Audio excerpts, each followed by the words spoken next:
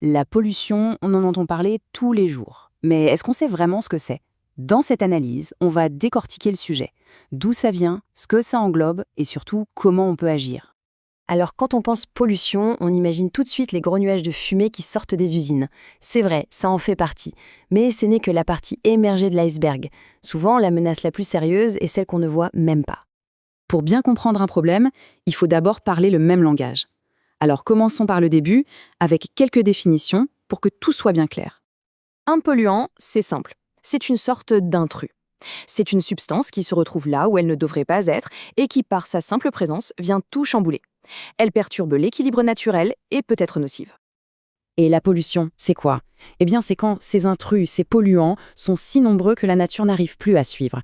L'environnement est dépassé, il ne peut plus se nettoyer tout seul. C'est là qu'on atteint le point de rupture. Alors attention, il faut faire une distinction importante. La nature elle-même peut émettre des polluants, par exemple lors d'une éruption volcanique. Mais la différence cruciale, c'est l'échelle. La pollution causée par l'homme, qu'on appelle anthropique, est tellement massive et constante qu'elle submerge complètement les capacités de la planète. C'est de celle-là, bien sûr, dont on va parler. Et cette pollution, elle ne se contente pas d'un seul endroit. Elle s'attaque à tout. Voyons un peu comment elle affecte les trois grands piliers de notre monde. L'air qu'on respire, l'eau qu'on boit et la terre qui nous nourrit. L'air, par exemple, c'est un cocktail chimique invisible. On a le fameux CO2, le gaz à effet de serre bien connu, mais il y a aussi les particules fines, ces poussières microscopiques qui pénètrent nos poumons, et puis les oxydes d'azote qui sont notamment la cause des pluies acides. Justement, pour que ce soit plus concret, regardez ce chiffre. 35 microgrammes par mètre cube. C'est le seuil qui a été dépassé à Bruxelles pour les particules fines. Et quand on arrive là, on active un plan d'urgence. Ça veut dire que le danger pour la santé est bien réel et immédiat. Passons à l'eau. Là, les coupables changent un peu. On a les nitrates qui viennent des engrais et qui font proliférer des algues vertes jusqu'à étouffer toute vie dans les rivières. C'est ce qu'on appelle l'eutrophisation. Il y a aussi les microplastiques qui sont partout et les hydrocarbures, avec les images de marée noire qu'on connaît tous. Et on n'a pas besoin d'aller bien loin pour le voir. Le canal de Bruxelles, par exemple, est un bon exemple de cette pollution plastique en pleine ville. Les déchets qu'on y voit flotter ont un impact direct, ici et maintenant, sur la qualité de l'eau et sur les animaux qui y vivent. Mais le plus inquiétant, c'est que la pollution est une grande voyageuse. Elle ne reste jamais là où elle est émise.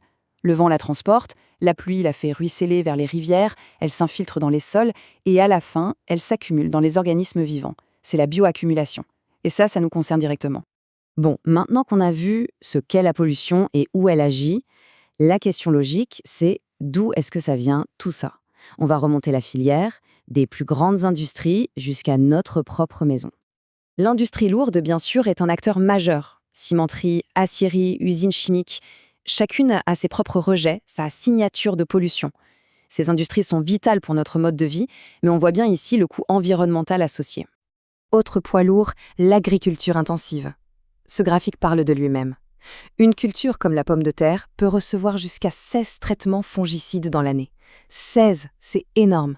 Et bien sûr, ces produits ne s'évaporent pas comme par magie, ils pénètrent dans les sols et rejoignent les cours d'eau. Et puis, il y a nous, au quotidien. Nos produits ménagers, notre chauffage, nos déplacements, notre consommation d'électricité, toutes ces petites actions, mises bout à bout, créent une source de pollution considérable qu'on appelle diffuse. Voilà, on a vu les polluants, les milieux, les sources. Il est temps de faire le lien avec ce qui compte le plus. Les conséquences sur la vie, sur la biodiversité. La pollution, elle ne fait pas que tuer. Elle rend les milieux de vie inhabitables. Elle perturbe la reproduction des espèces. Elle les force à fuir. Et parfois, elle fait disparaître des espèces qui sont absolument essentielles à l'équilibre de tout un écosystème, comme les abeilles. C'est un peu comme si on enlevait une pièce d'un château de cartes. Au début, ça tient, mais à un moment, tout peut s'écrouler. Le constat est assez lourd, c'est vrai, mais l'idée n'est pas de se laisser abattre. Comprendre le problème, c'est déjà une partie de la solution. Alors voyons maintenant quelles sont les pistes pour agir.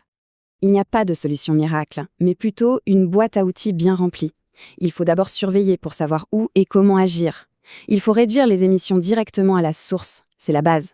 Il faut nettoyer ce qui a déjà été pollué. Il faut des lois plus strictes. Et enfin, il faut informer et sensibiliser, parce que le changement passera par tout le monde. Et tout ça nous amène à une dernière réflexion.